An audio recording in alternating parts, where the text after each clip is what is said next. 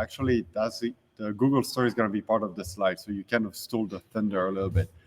I feel a bit of an imposter because as a keynote speaker in a DREAM conference, I feel like I ought to have won at least one DREAM challenges, which my team tried a couple of times. We got close on a second trial, but not close enough to be even part of the winners. So you're going to have to bear with me. I'm not a DREAM challenge winner, but hopefully I'll give you some interesting information about a topic that is very close to my heart, which is the development of drug response predictors. The olfactory session was great, so I changed my title. Does your drug response predictor pass the sniff test? So those are my disclosure. The only one that's relevant is I'm a consultant for CodeOcean, which is a platform for open science, and I will cite them a couple of times.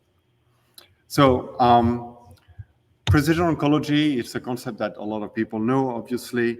So a lot of patients come with seemingly the same diagnosis, but their tumor might be very, very different from across different patients. So what we do is we profile the tumor. We try to understand what makes the tumor so unique, what are the potential aberrations and vulnerabilities.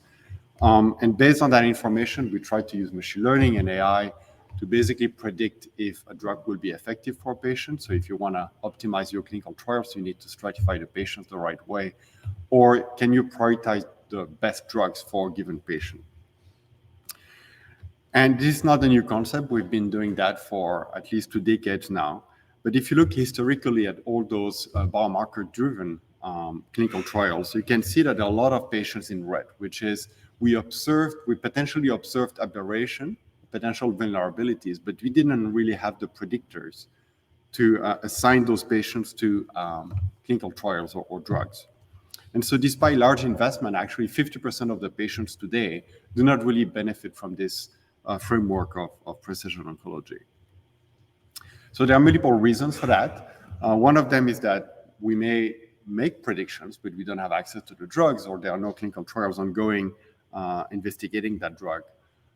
It might be because of the panel. In the clinic, we usually use very small sequencing panels. So you could actually do broader assays. You can do multiple assays, such as DNA, RNA, or protein, for instance.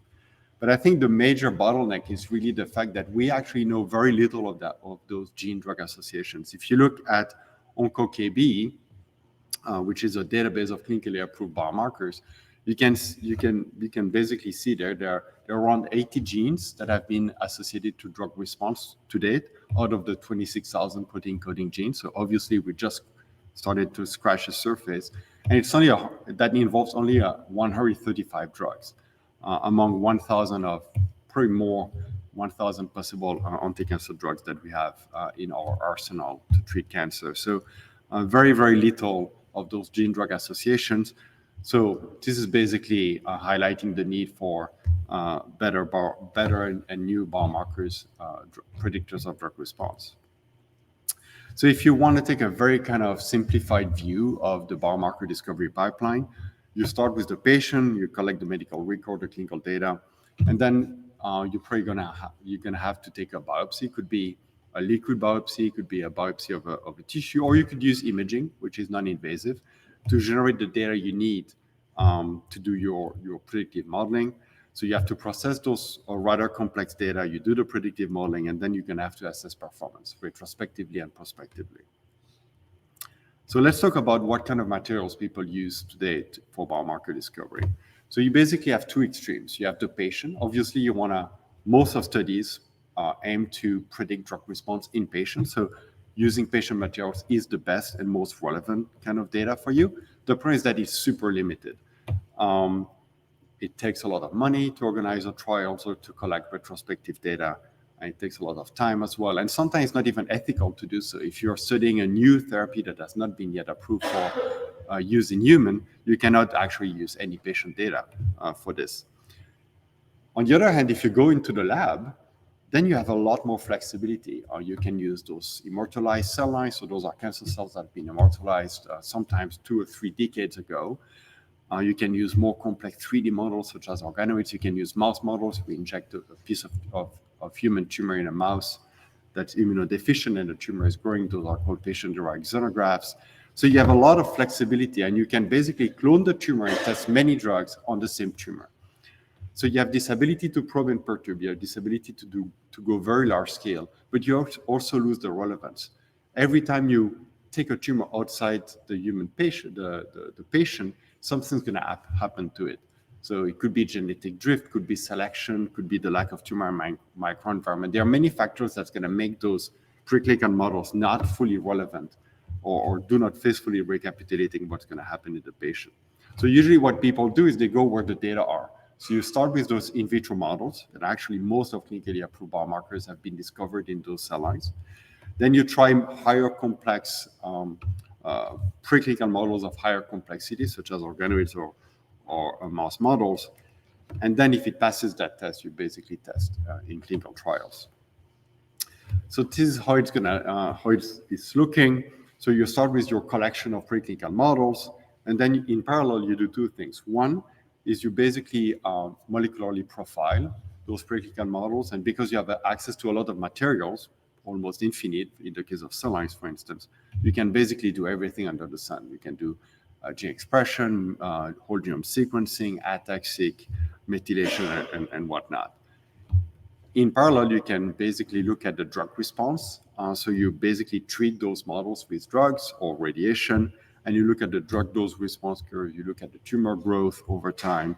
So there are many phenotypes. So basically the point is, can you predict from the molecular data, the input feature matrix X, what's going to happen, the phenotype in terms of drug response, and basically find this predictor, define this predictor. The beauty in the preclinical world, we have a lot of data. So if you look at the cell lines treated with drugs or radiology or radiation, you can see that over time, people have really started to screen more and more cell lines with more and more drugs or irradiate more of those cell lines. And you basically have a gold mine of data you can mine on that aspect. On the clinical side, you also have tons of databases releasing patient tumor information, usually DNA and RNA sequencing. The problem with all those resources is that you rarely have both the molecular data, the molecular profile of the tumor, and the clinical outcome of the patient. So what you need is basically the molecular data, the treatment information, and the outcome, whether it's early response or survival. And all those databases contain a little bit of that, but the data are really, really sparse. Nothing compared to the preclinical models that we have. And so, as you can imagine, you've seen all those data, and anybody who's tried to combine two data sets know how painful and complex it can be. So data processing is really important. And I don't know for you, but every time I attend AI panel discussing the potential of AI in healthcare, the real discussion is about what kind of data, how can we get, how are we going to have enough data and high quality data. It has nothing to do with AI. The modeling is the fun part, and we can do a lot on that side, but the data is really the hardest part. And if you look at this nice survey in 2019, it looks like data scientists spend 80% of their time in data wrangling. It's nothing really new. But what's really shocking is that in papers, it's usually a paragraph or less. So there is this huge technical depth. Nobody's sharing, very few people are sharing code on how the data have been QC and processed and prepared for the analysis.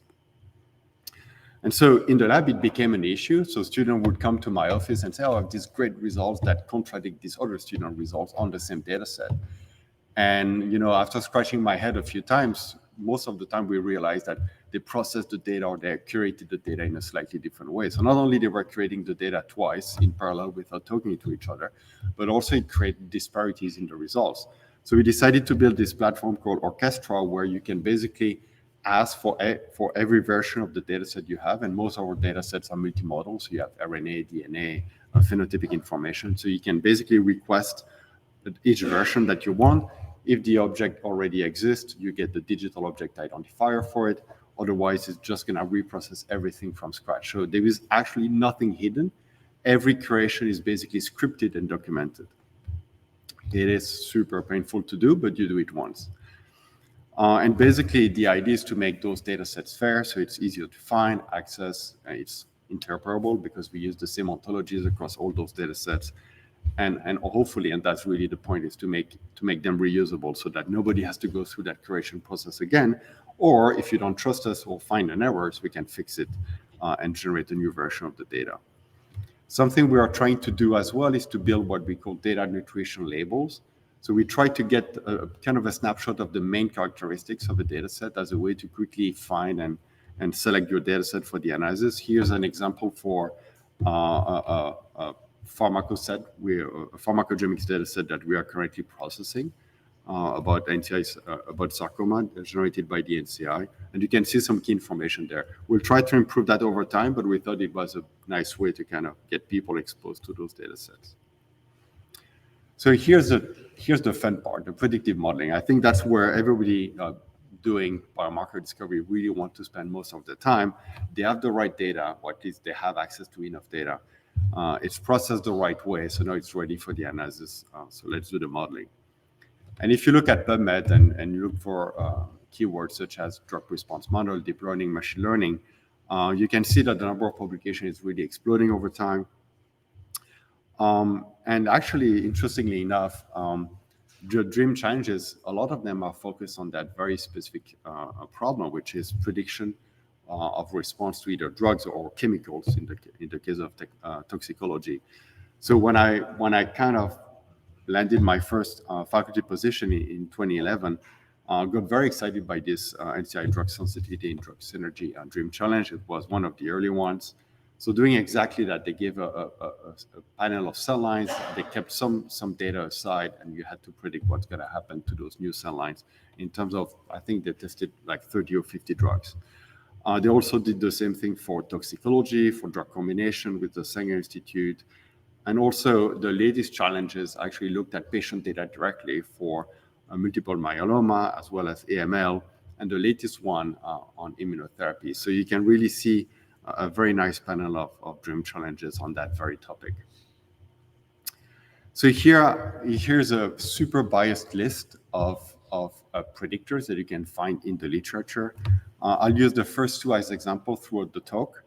But if you're also interested by the IL-select or N-light and oncogene oncotarget predictors, the reason I mentioned them here is that because those are one of the few multivariable nonlinear predictors that are actually pushed into a commercial product that people can use in clinical trials. So it's obviously a very long journey to make the discovery and create a product that people can use to actually affect patients' cancer care.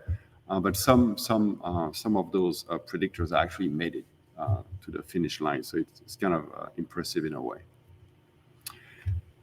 So does it pass the sniff test? So we basically, you have hundreds of publications. It's very hard to know which one are relevant or even something that you would like to investigate or pursue.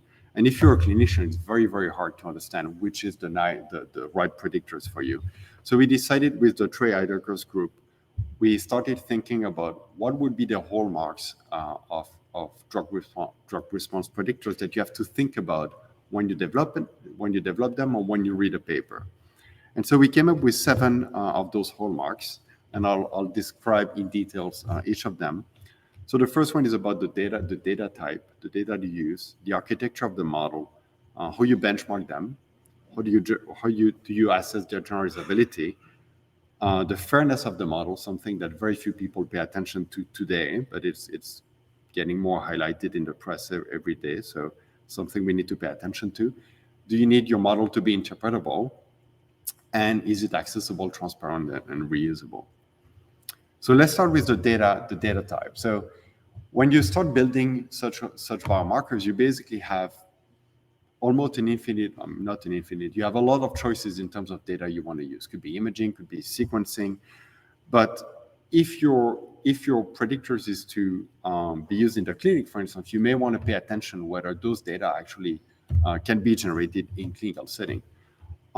That's what we refer to as the predictive model needs to confirm, the data type needs to confirm the intended clinical setting. And some technologies need, let's say, fresh frozen tumor samples, which is very, very hard to acquire in the clinic, for instance. Or you may use assays such as single-cell spatial transcriptomics that honestly will probably never be deployed on a large scale in clinical setting. And if they do, it's probably going to take a decade or two. So you may want to think about that.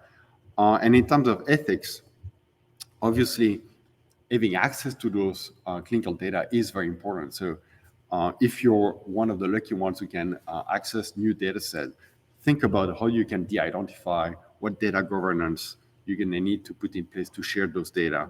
But also, is the assay invasive? Let's say you come up with these great predictors of drug response, but if the assay is very invasive and you need multiple biopsies, that's definitely not nice for the patients. But also, will it be reimbursed and accessible to all patients? So as a machine learner, those are not really the question that will drive our design, but if you have clinical collaborators, that's really something you want to think as a group.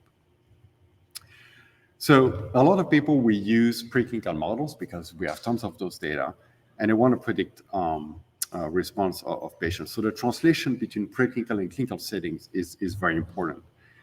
And as I said, preclinical models do not faithfully recapitulate all the molecular features as well as how the patient will respond to therapy. And so basically, you can come up with 3 different approaches. There might be more, so happy to discuss that after the talk. The first one is to basically either select the best preclinical models for your cancer subtype of interest, or to exclude the bad ones. There have been two nice resources built on CBOR Portal and Cell Model Passport that actually allow you to basically remove those cell lines that have drifted too much, or those patient-derived xenografts that do not resemble any tumor. You can also try to align your 2 data sets, your preclinical and clinical data sets. So if you have a large reference population, a reference data set for your patient population, then you can try to focus on what's preserved from a mutation, aberration, or pathway activity perspective. And there are 2 frameworks that at least I know about that are quite efficient for this. Precise and CellLiner are really trying to align your data and tell you what's preserved. So you can focus on the input space that is more likely to translate. And then the third part is really kind of do not use those preclinical models that have been growing for like decades in the lab, and only focus on what's really relevant for the patient. And there is this framework called functional precision medicine, where basically you take a piece of tumor and you very quickly try to grow them and test drugs on them. And so every experiment is a new patient coming and enrolled in the clinical trials. Then you test a series of drugs, usually around 100. And if you see that drug is very effective, then you can treat that patient with that drug. So in a way, it's an experimental biomarker. There is no machine learning there. You just measure, observe, and make a decision. But those data are extremely valuable for biomarker discovery. Those samples actually retain the tumor, intratumor heterogeneity, the tumor microenvironment. There are a lot of fibroblasts and immune cells that can still be preserved for a short period of time. So very valuable, but also very expensive to generate. When you choose the kind of data, you also have to think, as I said, between the research and the clinical assay. So the research assay, you accept budget, you basically have no limitation. You can use any kind of fancy technologies you want. And sometimes you have very high sample requirement. It needs to be fresh frozen. They need to have a large quantity, something that will never happen in the clinic, or very, very, very hard to implement. In the clinical assay, it's completely different. It's usually small. It has to be certified. So the signal-to-noise ratio has to be very highly controlled. And usually, therefore, you have a small number of features because you need to keep the cost down. In terms of data modalities, you can use the clinical data. Even when you use a cell line, it comes from a patient, and this patient had an age, a tumor stage, a sex, and whatnot. You can use omics, you can use imaging. And as I said, you have to think about how those data could be generated in the clinic. What I found fascinating is that people have started to use single cell and spatial transcriptomics, for instance, something that is very unlikely to be deployed on a large scale in the clinic anytime soon. But they use those very rich data to actually inform the development of a model that can be deployed in the clinic right away. And here's an example. People have basically tried to predict from pathological slides, so something that's being generated in a clinic every day. They use spatial transcriptomics to basically predict each gene expression from pathological images, which is utterly stupid. Why would you do that? You can just measure it, right? But the beauty is that even if you're really imperfect, if you can capture some of the signal that's important for clinicians, such as CD8 T cell infiltration, for instance, then you can predict it from the pathological slide, something that you have readily available in the clinic. So you use spatial transcriptomics to inform a clinically kind of amenable drug response predictor. So I find it very, very fascinating. So the second hallmark is about architecture. So it really describes the capacity of the model, its structure, and you can go from very simple to very complex, obviously. So you have a lot of modeling choices, and it's very problem specific. And from an ethical perspective, you probably want to favor simpler architecture for two reasons. One, you're probably less likely to overfit.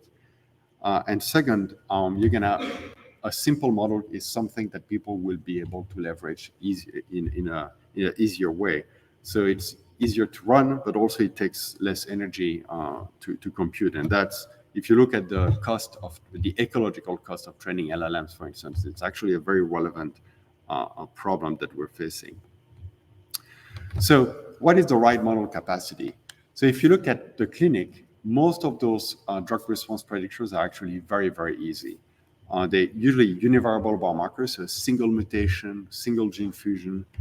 Some are multivariable, but they're usually linear combinations, such as the Oncotype DX is a linear combination of, if I remember correctly, 19 gene expressions. So nothing really fancy.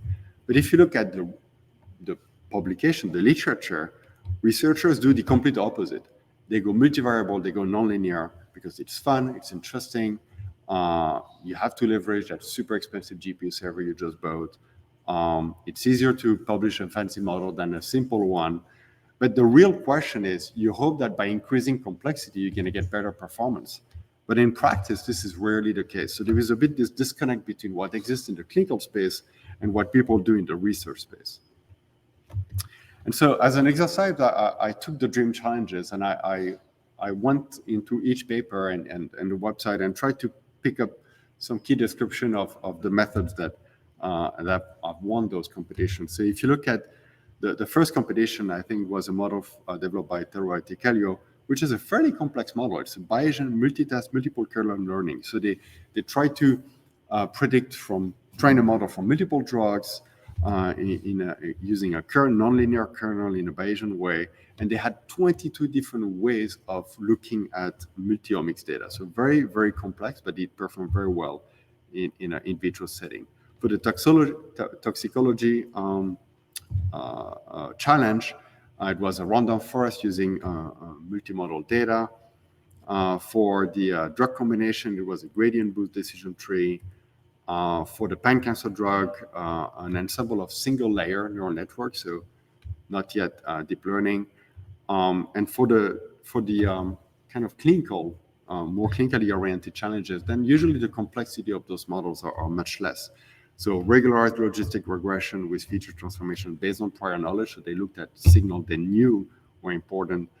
Ensemble of random forest again, and then a decision tree with kind of pre-selected features. So relatively simple models.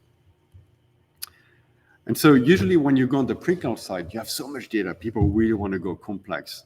And the question becomes, how can you leverage those preclinical data for something that needs to be clinically applicable?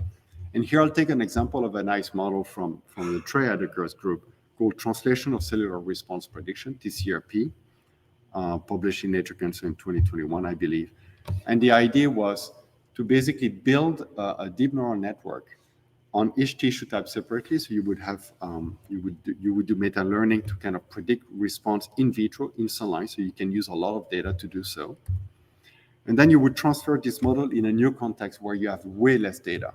So let's say a patient-derived tumor culture like this functional precision medicine I discussed, or those mouse models. And basically what you do is you do fusion learning to basically use a few samples to fine-tune the model to be able to be more predictive in the target domain. And if you look at the predictive value on the y-axis and the number of samples used in this target domain data set, so if you don't train, you have a certain level of accuracy, but if you start fine-tuning with 1, 2, or 3 of those samples, you can really see the boost in performance. And that's true also for the patient-derived xenografts. Here you can see multiple drugs. But when I see those kind of things, I'm like, so what? It always works. Like in your hands, it always works. So is it going to be anything that can be reproduced or reused in a different context? And that basically comes the benchmarking part. So once you develop your model, you really have to think hard about how you want to benchmark or how you want to evaluate its performance. And here we call it within domain. So if you train on cell lines, you can benchmark on cell lines. That's completely fine. And then you have to define your baseline models and your scoring metrics and whatnot. And the ethical aspect of it is that it's not so much that if your benchmark works, it's going to translate into patients. It's probably more the opposite. If your benchmark doesn't work, don't even try in patients. It would be unethical to do so. So good benchmark would basically allow you to kind of get rid of the bad models from the get-go. And in a way, as researchers, we always do the same thing. We try and it fails, and then we try again and it fails. And after like 1,000 trials and errors, it works.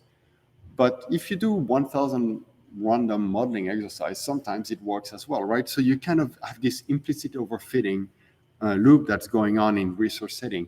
One way to address this is to do pre-registration. You say exactly what you're going to do with the data, and you don't deviate. That's how they do in clinical trials. You can register your analysis. There are services such as the one from the Center for Open Science. You even have journals. If your analysis design is being peer-reviewed and accepted, they will publish the paper, whatever the results, which I think is very, very interesting. It's called registered reports. But it has not really been picked up by the community. Why? Because it's very, very constraining. You design your experiment, you fail, you're done. There's nothing else you can do, right? So when it's a clinical trials and you spend billions of dollars and patients' life at risk, it makes sense. But from a research perspective, your lab's going to die very, very quickly, right? So there is this practical nature of it that makes it hard. But that's also where those friendly, open competitions are actually very, very interesting. It's kind of the way I see it is a form of registration, because you basically have this very strict definition of what data can be used for training, testing, validating, what are the performance metrics, what are the ranking criteria, what are the baseline predictive models that you have to compare yourself to. But it also let the user create whatever crazy methods they want. So you basically don't constrain the user in terms of method. But they still have to be documented and containerized, right? So you basically still have this level of transparency that's required. And that has been much more widely adopted than the pre-registration. So I think it's kind of a very nice way to move the field forward and encouraging creativity. It's a DREAM conference, so I cannot say anything bad about DREAM, but I think I'm still a big believer that it matters. So the fourth hallmark is generalizability. So let's say you build something on cell lines and it works on cell lines. You've done your benchmarking, but what you really want is to save patient lives. So you want to test it in the clinic. So it's what we call across domain. And so you need a clear definition of what is the targeted patient population. So you have to basically clearly define the indications of your model.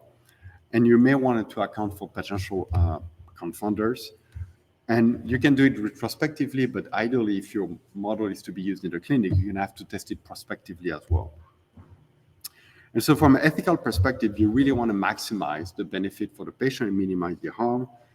And so again, if you build a model for, let's say, adult breast cancer, make sure that it's documented as such so that people don't try to use it for pediatric cancer, for instance. There is this problem of whether your model can be used in multiple systems so that you can test it prospectively, and also this monitoring, longitudinal monitoring of the model. I'll discuss that in a few slides. So going back to the TCRP example from Triadaker, in their paper, they only looked at preclinical models, so ex vivo and in vivo. And actually, surprisingly enough, we managed to reproduce their stuff. It rarely happens in my career, but I can tell you the whole story, but after a bit of work, we managed to reproduce all their results. And then we were able to reuse them in completely new context. And here we basically took those predictors in 2 clinical trials that were published. And you can see it's not great. Like you don't really see these big bump like before, but it still performed quite okay. And by the way, Nature Machine Intelligence has this reusability report where you have to reproduce and push the envelope and try to reuse it in different contexts, which I found a very, very interesting kind of papers. So, but even if retrospectively your model seems to work, the problem is going to be that once you deploy it in the clinic, things will happen. You're going to have shift in data distribution. Maybe the kind of patient showing up in the clinic will be slightly different. Maybe there is an environmental factor to it.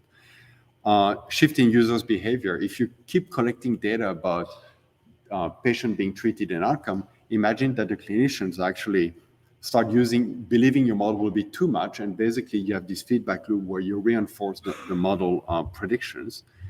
And also, it's going to be very hard for you to resist the urge of updating the model with the new data you collected in the clinic. So there will be the performance of the model will evolve due to those factors, and you have to monitor it. And the problem is that there are very few real-world data sets of those drug response models being deployed and their performance being evaluated over time. And it's kind of annoying because we know it's coming. We know those models are being deployed, so it's going to be increasingly critical to address those issues. And mitigation of model shift, model drift is no easy task. So the fifth hallmark is the fairness aspect of it. And what is fairness? For those who don't know, it's to make sure that the model is beneficial for very global and diverse population of patients, not just, let's say, just to make an example, don't develop a predictor that only works in a Caucasian male. That's not going to help society much. It has to be applicable to many other populations of patients. And so you can define those subset of patients based on attributes such as ethnicity, sex, age, for instance. But there are no like single metrics. It's not easy to basically optimize for all those subsets. So it's always a question of trade-off. You may have to tune performance, decrease performance in one group to increase it in the other group, which has ethical considerations as well. So from ethic perspective, we know our data sets are biased, and I'll give a few examples. So you may want to focus your attention on those underrepresented population to make sure the model works well there. And for instance, if you have to choose between building models from different drugs, you may also focus on drugs that are either open or affordable.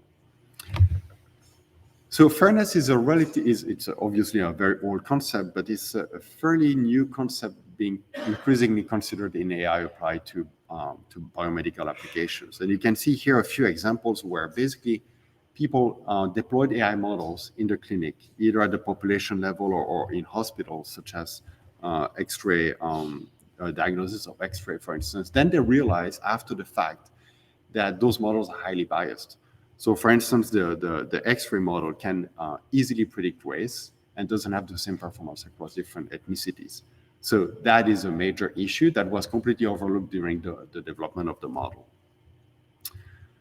What are the sorts of biases? I think the most obvious is the data bias. We know that the data set we use to train those AI models are biased. So if you train on cell lines, for instance, there are many subtypes that actually don't grow in a dish because they're either lowly proliferative and they're hard to grow and hard to immortalize. So there is a whole subtype that you can miss. We also know that our cell line models, for instance, they mostly come from samples from European descent. So we are lacking a very large population of let's say, Asian, Afro-American, a lot of different populations that are underrepresented in those data sets. You have other kinds of bias. You may have a measurement bias. Imagine that in one hospital, they collect a certain data type very well. In other hospital, maybe in a poor neighborhood, you have less manpower, so the data are collected in a less rigorous way. So you may also have measurement bias, as well as algorithmic bias. Imagine that your loss function is actually favoring the majority class in a way or another, and this majority class is associated with a protected attribute. Then suddenly the algorithm itself is going to introduce bias in the model. So again, very little research activity on that side, but I think it's coming up. More and more studies are showing that this is important. So the sixth hallmark is about interpretability. And which is basically understanding the inner working of a drug response predictor. So you may do it post hoc, so you build your predictor and you try to reverse engineer the feature important, so how they affect predictions, or you may actually use intrinsic methods. You may want to use models that are intrinsically interpretable or visible. And if you do so, you actually not only you may build a predictor that could be useful in the clinic, but you may also be able to extract some biological knowledge and some biological insights into, let's say, drug mechanism of action. From an ethics perspective, interpretability really increases the trust of the clinicians and patients. It's easier to trust something you understand that if you don't. But also because it reveals some aspects of the data set, you may actually identify, let's say, a mechanism of resistance for a protected group, underrepresented group of patients. So that could actually help a little bit with fairness as well. So the way I see it, and I'm sure it's a very simplistic way, there are two scenarios. One, you have a fully interpretable model that can be explained by rules that are in line with medical evidence and that can be tested experimentally. So that's great. You understand what the model is doing, you can actually validate some part of it, everybody's happy. Or you have a model that is performant, but is not interpretable, but that has a significant track record for accuracy, robustness, and generalizability. And it's not like we humans never use technologies we don't understand. If you ever use a self-driving car with hands on the wheel, I'm pretty sure you don't know exactly how this neural network is working, or even if it's a neural network. But you still use it because in many situations it works perfectly well. So you get used to that uncertainty because the performance are well validated. So but the bottom line is, for drug response prediction, it's not always clear that those sophisticated black box models are actually better. So you may want to focus on interpretability, because unless you see a very, very significant drop in performance, it's actually it's valuable to make them interpretable. And I'll use an example here. There was you can build logic models. So those are just multivariable logic formula. It's a bunch of N and OR. It's very, very easy to interpret. You can use different data types, such as DNA. A mutation is somewhat binary, especially if it's clonal. So if all the tumor cells have this mutation, it's a 1, otherwise it's 0. Sometimes you have gene amplification, gene deletion. You can binarize those features, and that's what the Ludwig Wessel's group in the Netherlands did very nicely. They had this optimization framework where they used DNA to predict drug response. We extended that work by looking at RNA. So RNA is continuous in nature, but sometimes they are very, very strong bimodal distribution because they represent very distinct biological states. And in breast cancer, for instance, you have the ER, estrogen receptor positive, estrogen receptor negative cancer. It's a beautiful bimodal distribution. So you have this kind of natural, biologically relevant cutoff to make it binary. So those models are they're very time-consuming to build, but they're very interpretable in nature. Another example is from the group from Van Allen at Dana-Farber, I believe, where they basically build this very sophisticated deep learning network, but in a biologically informed way. So they call it PNET, Pathway-Aware Multi-Layered Hierarchical Network. And the idea is that they use multimodal data, but in their paper, they focus on mutation, copy number variation. The first layer is a set of genes of interest. So they basically only consider genes that have been related to cancer in any way, shape, or form. And then they build the different layers, the different hidden layers in the neural network based on known pathway definition. So basically, at the beginning, you have those very fine pathways that are very, very few genes, and then it basically keeps increasing in generality. So at the end of the day, you have those big biological processes with a lot of genes. And this hierarchy, you can find it in the gene ontology or reactome, for instance. This hierarchy is pretty well defined. This is not perfect by any means, but this is very informative nonetheless. And the beauty is that once you do that, you can basically reverse engineer your network to basically highlight which pathways have been very important for a given prediction. So you get that map by construction because you force the model to look in those pathway-defined signals. And the last hallmarks hallmark is accessibility and reproducibility. So basically all the open science aspects. So if you publish a model, ideally, if you want a researcher like me or clinicians to trust it, it's much better if you're very open about it. Can you share the code, the data for training, and the fully specified models, even the full software environment that you need to reproduce and reuse the model? And the same way we spend so much time on making data fair, we should also make models fair. They should be easy to find, easy to access, interoperable, so easy to apply in new settings and reusable. And so from an ethics perspective, we pour billions of dollars in biomedical research, but actually the return on investment is very low because those data and code are not really shared. But if you can reuse this, there is a much higher return on investment. And we honestly, we kind of owe it to the patients who give their samples to the research activities. As I said, we can share data in a responsible way. Either we make them publicly available when they're not sensitive, or we have data access committees, but we can do exactly the same for models. There is absolutely no difference. If you can share the data, you can definitely share the model in the same way. Even so, models can sometimes be attacked to disclose some aspect of your dataset, something called differential privacy. Still, you can if you can share the data, you can share the model. And at the beginning, like, I don't know, maybe 5 or 10 years ago, people were really scared about, reproducibility is going to be a big problem in AI. Of course, it's a big problem. AI is just complicated, is as or more complicated than what we did before. And before we had the reproducibility crisis anyway. So why is it so new? But people really kind of feared that AI was kind of making things worse. And we have tons of technologies. You want to share data, you want to share computer code, software environment, even your computational models, you have no Hugging Face and all those repositories that you can use to share models. We have all the technologies, right? So it's not really a matter of how, it's rather a matter of if I want to do this or not. And I'll get to the Google study, I promise. For me, a beautiful study is like that. You basically can share the raw data, you share the code for processing and quality control of the data, you share the process data, the ones that are used for the analysis. Then you have the code for the model training. Then you have the final model and a piece of code to apply it. Then you have the full software environment, and even better if you have a reporting checklist, and there are many of those in the literature, to really kind of show all the components that you've shared. That's great. That's the best study ever. In the lab, we're striving to do this, but it's hard. Like, there are sometimes we cannot share the raw data. Sometimes the software environment is very specific to our institution. It's very hard to make it generalizable.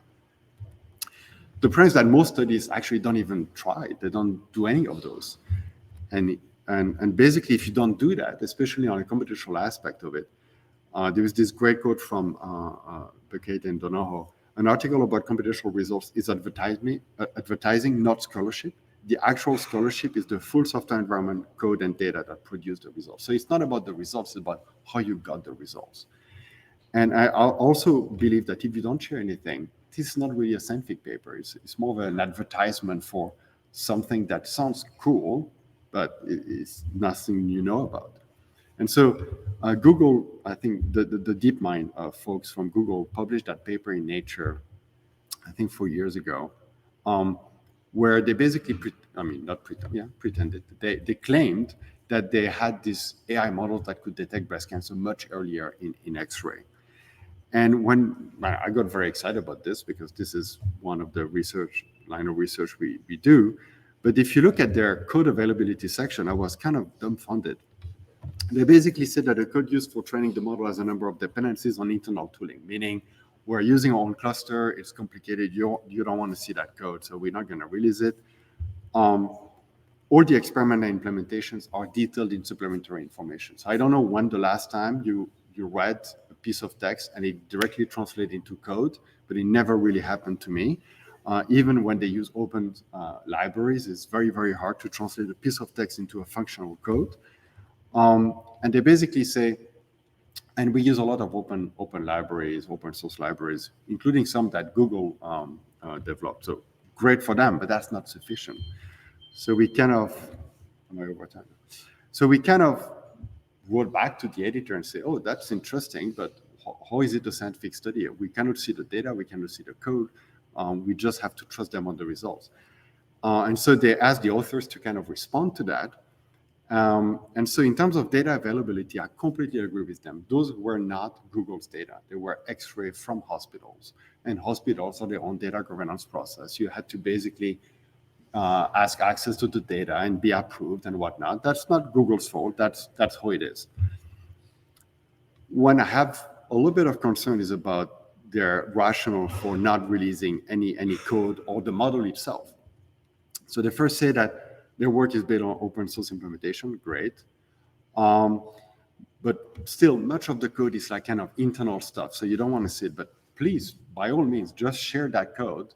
I'll ignore the part that I don't want to see, that are not useful to me. I can still learn a lot from the code. So I think not releasing the code is just being lazy. And they basically say, again, that the textual description is enough, which I completely disagree. I think that's exactly why we invented code. Maybe the LLM will change that, but last time I checked, you cannot just put your fantasies on paper and then suddenly you have a fantastic piece of code that does everything. And here it gets very interesting. They're basically saying AI models are basically considered software as a medical device. So they cannot, in all good faith, release that because it could be misused and harm the patients. But we've been transparent in research for hundreds of years now. Even if you look at TCGA, people have released their gene expression signatures, prediction, and whatnot. I've never heard of a single story where a patient died because of a use of an open signature. Maybe if you're really kind of going deep, there was a scandal at Duke University with Anil Poti where basically he misrepresented all the data. It was complete fraud. And he basically invented a predictor that didn't work. And they organized the clinical trials. But I would argue that in that case, the lack of transparency was the reason why patients got hurt, not the transparency itself. So I'm completely not buying this argument. We're going to get to the real reason soon. The development of impactful medical technologies must remain a sustainable venture to promote a vibrant ecosystem to support future innovation. Basically, they want to commercialize it. Thank you. Like, this is a long paragraph for that single reasons that they don't release the code. And then they say the model is dangerous because it can reveal some aspects of your data set. But again, if we can share data, we can share the model using exactly the same processes. Not a good excuse. So anyway, that was kind of a fun back and forth with Google. They still published their paper. They didn't release anything. So the researchers loses. If you think about it, Google is this super rich company and they use Nature as a very cheap way to advertise their technology, but it's not a scientific paper in my opinion. So to finish the presentation, we've designed this checklist to kind of promote, to kind of encourage the people to think about those hallmarks when they develop predictors. It's under review, should be released soon. And you can even have some fun with it. So next time you read a paper, and I'll just criticize my paper here, you can think of those different hallmarks to kind of build a scorecard for a given predictor. So if you look at this logical model, in terms of data type, you can use DNA, you can use RNA, so very, very kind of actionable for the patient. In terms of architecture, to be honest, it sucks. It's very hard to build very complex formula. The optimization process explodes very quickly. We did a decent job at benchmarking multiple cell line data set. Generalizability was a weakness. We only had a few clinical trials. We should do much better. We didn't consider fairness at all. It was very interpretable. That was the whole point of those logic models. And it's fairly accessible. We use one non-open source library from IBM. Maybe I should talk to Pablo. But otherwise, all the code in the software environment is there. Well, you can do the same thing for TCRP with different scores. So I will conclude here. So we have tons of data, especially in the preclinical side, to build those predictors. But we need those models to really translate in the patient. That's really where it gets very difficult, mostly because we don't have enough clinical data to actually ensure that our models are either trained or validate on clinically relevant data. And those hallmarks are basically highlighting trade-offs. As you can see in the scorecard, it's very hard to kind of hit the max on to maximize all the aspects. So to be fair and generalizable and interpretable all at once might actually be a bit of a challenge.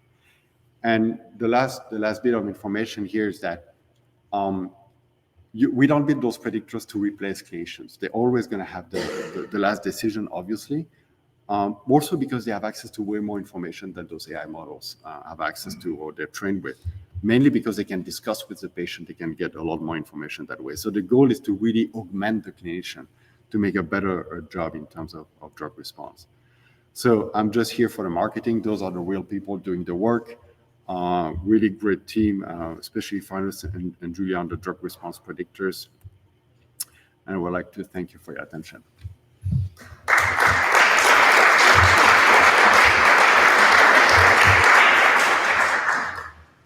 Thank you.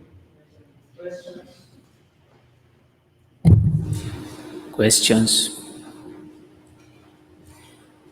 Do you remember? Oh, who has a question? Come here. Come here. I have my question. Do you remember if Google said that they were better than radiologists? They did say that, right? Yeah, they did say that. I don't remember exactly, but there was a whole controversy about that, I remember, because there was some kind of implicit bias in the way they did the test. Because I think it was 3 months later that we published a DREAM challenge on mammography screening, where we show that was not. I mean, at least in our hands, the mammography screening, when we have like 50 teams participating, they all open source their methods, and they were not better than the radiologists, at least not in specificity. Did Google participate? Sorry? Did Google participate to the Google didn't participate.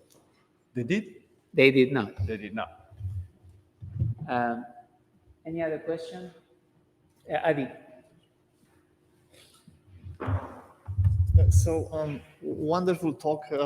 I share your frustration with the fact that data sets are not openly available. They don't have all the details, and we cannot make progress because they belong to somebody and so on. With regards to model simplicity, which is something that I think is very important, we kind of tend to reward models that work best, right? And we have these leaderboards, and people send models, and we are kind of trapped into this situation where we are going for accuracy. In some challenges, we do say, well, give me the model with up to 50 genes, but not more than that. So let's say we have a workaround. But when it comes to things like, well, is the model interpretable, or can we use some other prior knowledge in the model? We are still stuck with the idea that you have to beat accuracy. If in the end, if the model is not better, we cannot tell your approach is better. So any thought that you might have about? Yeah, interpretability is a very complex problem here because it's hard to quantify. So we had this project about radiomics where we analyzed radiological images, and we wanted to see whether the patterns recognized by the AI model were something that humans understood. And then students were basically showing this giant set of snapshot with all the shape and texture and whatnot. And honestly, you needed to smoke a lot of weeds to see any kind of thing there, right? So you were really challenged to find any pattern there. And at some point, it became what we call poetry. Like you just look at this and you make up a story and it looks great. And then you look on PubMed and everything exists on PubMed anyway. And so we kind of ended up with, at least on the radiomics side, with a complete dead end in terms of interpretability. Now, when it comes to genomics, it's a little bit different because there are few things that we know. There are few pathways that have been well established to be involved in this or this. So you can build those positive controls, but the problem is if you know about those, then people use that prior knowledge. And you can see in the DREAM challenges, the last 3 that were more clinically oriented, the winning models were always the one who restricted the feature space to the few signals that they knew were observed, were associated with the phenotype in the clinic. So they already did that exercise, right? So in a way, they made the model more interpretable by restricting the kind of signals they were looking for. But you can think of a challenge where people build the models, and then you have a series of experiments that basically probe certain pathways or certain genes, and you don't release that data. And you basically if it's a problem where you have enough information that's undisclosed, then you can basically challenge the team to find those signals. That could work, but it's very, very expensive because you have to do high throughput experiments. I reviewed a paper recently that was fascinating because they were building tons of drug response models, and they basically industrialized biopoetry by using LLMs to basically take the features from those models and build a story, like pure hallucination. It was beautiful because every time you had this, you felt good, you know? You build your model, you build those features, here's the beautiful story, paper done, completely automated. I have to admit, like, I kind of like the idea, but it scared me as well because now basically you can bullshit people in a very large scale now. So we have an online question. Do you think it might be feasible to integrate omics data, such as single-cell sequencing, with drug prediction using AI techniques? Oh yeah, so it's been used multiple times already. So the idea is very interesting. You take your single-cell data, you have different cell populations that are very distinct gene expression profiles.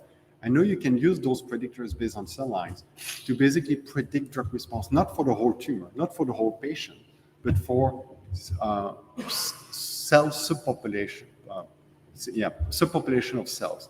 And that basically allows you to kind of predict drug combinations while just leveraging monotherapy prediction. So you could basically say, oh, you need drug X and Y to kill subpopulation 1, 2, 3, and 27, for instance, right? So single cells have been used in that case, but it's not going to be that useful in the clinic, but you may be able to prioritize drug combinations in certain cancer types.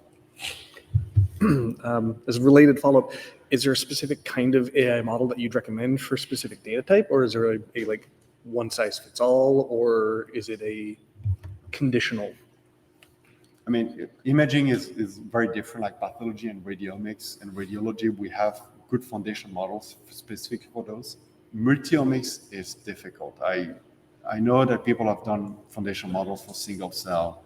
I've never really tried to use them for drug response prediction, but that could be interesting. So on the omics side, I think the jury is still out there, but on the pathology and imaging, it's pretty well established. Thank you. Thank you.